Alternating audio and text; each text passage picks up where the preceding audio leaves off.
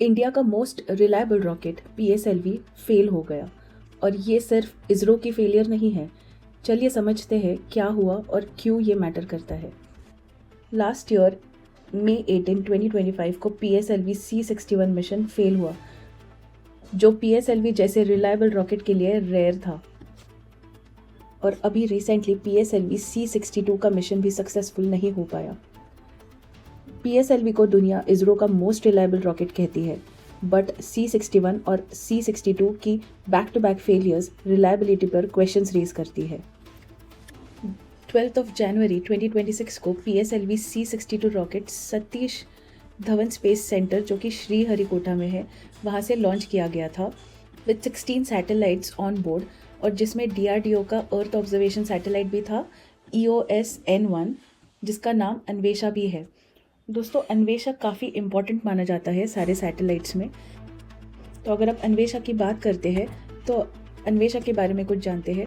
अन्वेषा, जिसका नाम EOS-N1 है, एक advanced hyper spectral earth observation satellite है, जो कि इंडिया के DRDO ने ही डेवलप किया था। नॉर्मली सैटेलाइट्स सिर्फ 3 कलर बैंड्स जैसे कि रेड, ग्रीन और ब्लू, इसी कलर्स में पिक्चर्स कैप्चर करती है, but Anvesha works on hyper spectral remote sensing technology.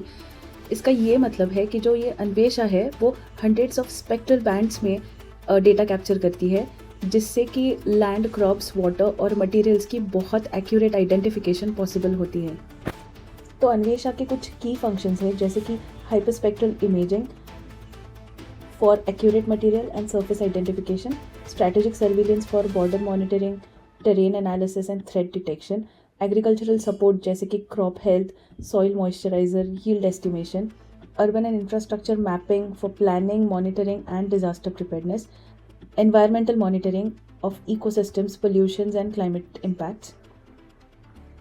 तो ये जो सैटेलाइट अन्वेषा है, ये एक हाई प्रायोरिटी स्ट्रैटेजिक असेट था DRDO के लिए।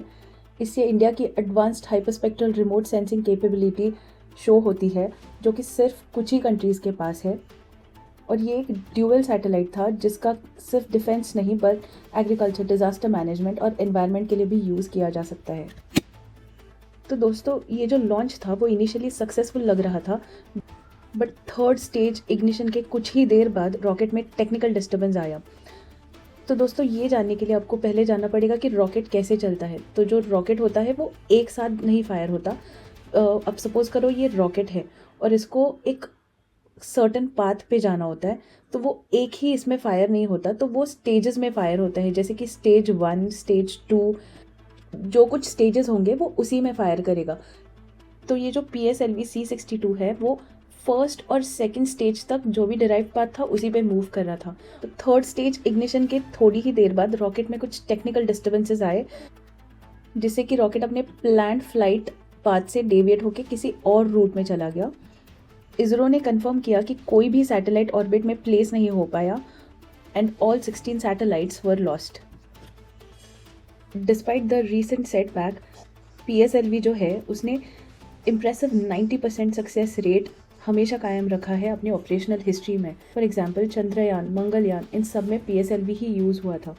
PSLV polar satellite launch vehicle ISRO का most trusted and reliable rocket माना जाता है, और इसीलिए PSLV को इसरो का वर्क हॉर्स भी कहा जाता है। इसका मेन यूज़ होता है polar and sun synchronous orbit में सैटेलाइट्स को लॉन्च करना। PSLV एक 4 स्टेज लॉन्च व्हीकल है। इसका मतलब ये जो आप रॉकेट देख रहे हो उसमें 4 स्टेजेस है। इस रॉकेट में ये जो है ये स्टेज 1 है, जो कि सॉलिड स्टेज है। ये स्टेज 2 है, जो कि लिक्विड स्टेज है, और ये जो स्टेज 3 है वो भी सॉलिड स्टेज है, और ये जो 4th स्टेज है वो भी लिक्विड स्टेज है।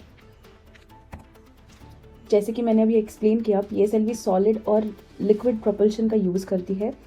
ये जो है highly precise and cost effective है, और PSLV can carry multiple satellites in one single launch.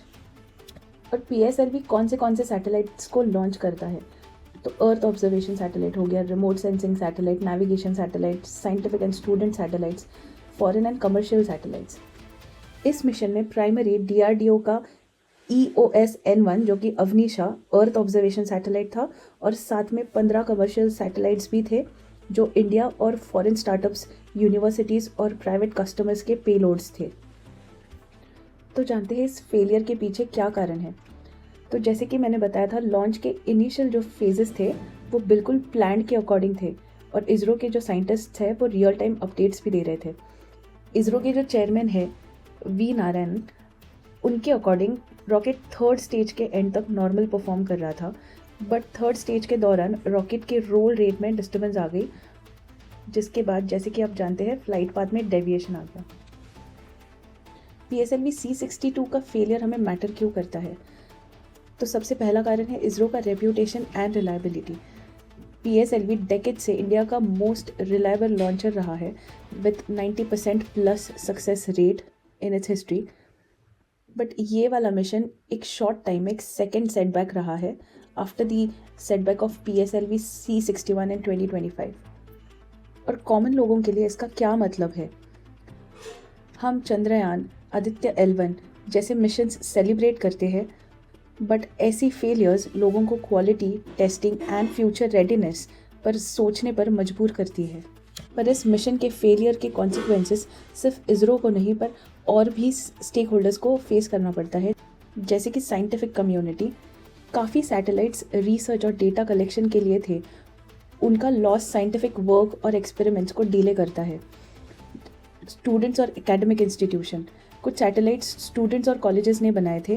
ये मिशंस रियल वर्ल्ड लर्निंग के लिए बहुत इंपॉर्टेंट होते हैं, उनका फेल होना एजुकेशन के लिए एक बहुत बड़ा सेटबैक है। नेक्स्ट है प्राइवेट स्पेस स्टार्टअप्स। इंडिया के जो प्राइवेट स्पेस स्टार्टअप्स हैं वो इसरो के लॉन्च व्हीकल पे काफ़ी डिपेंड करते हैं। काफ़ी सालों की मेहनत उनके इस एक फेल अटेम्प्ट में लॉस्ट हो जाती है। नेक्स्ट है इंटरनेशनल कस्टमर्स। PSLV जैसे कि मैंने पहले भी बताया था, काफ़ी ट्रस्टेड और reliable and cost effective launch vehicle है। इस फेलियर से रिलायबिलिटी, इंश्योरेंस कॉस्ट और फ्यूचर कॉन्ट्रैक्ट्स पर भी क्वेश्चंस आ सकते हैं। नेक्स्ट इसका जो असर पड़ता है वो स्ट्रैटेजिक एंड सिक्योरिटी इम्प्लीकेशंस पे। अन्वेषा जैसे इंपॉर्टेंट सैटेलाइट का मेन रोल था advance earth observation and strategic surveillance, और इस मिशन का जो लॉस है वो लॉन्ग टर्म डेटा गैदरिंग और सिक्योरिटी प्लानिंग को भी अफेक्ट करता है। दोस्तों, मेरा फाइनल थॉट इस पे यही होगा कि PSLV C62 जैसे फेलियर्स स्पेस एक्सप्लोरेशन का एंड नहीं होते। काफ़ी बड़े बड़े एजेंसीज़ जैसे कि नासा और बाकी सारी एजेंसीज़ भी फेलियर्स को फेस करती है। इन सब में सबसे रियल और इम्पॉर्टेंट क्वेश्चन ये है कि इंडिया कितनी जल्दी इसको एनालाइज करता है, लर्न करता है और इन सारी मिस्टेक्स को इम्प्रूव करता है। इंडिया की स्पेस टेक्नोलॉजी अभी भी ख़त्म नहीं हुई है, बट ये इंसिडेंट हमें याद ज़रूर दिलाता है कि टेक्नोलॉजी कॉम्प्लेक्स होती है, प्रोग्रेस हमेशा स्ट्रेट लाइन में नहीं होता और रेजिलियंस सबसे इम्पॉर्टेंट होता है। Thank you so much.